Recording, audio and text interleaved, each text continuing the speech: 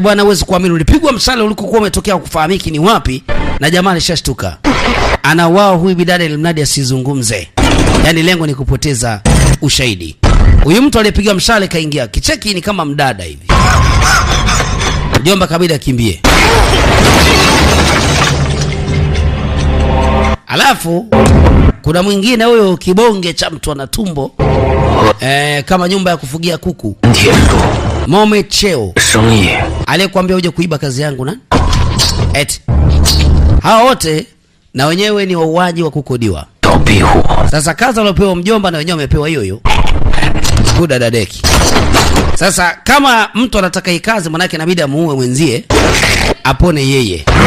Sasa mjomba inabidi aanze kukabiliana nao hawa ili mradi kama atatoka mzima manake hii kazi itakuwa ndio ya kwake sasa. Ana mtihani mzito wa kupambana na watu. Na kila mtu yani anataka kuchukua hii hela.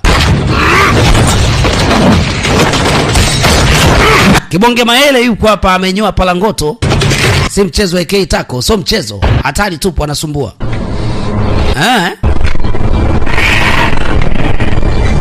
Kila mtu amekuja na style yake. Na akicheki mjomba ameshaguswa tale. Kuna mjomba na makucha kwenye miguu na mikononi. Kumbe malengo yenu ni mimi. Wewe unafikiriaje?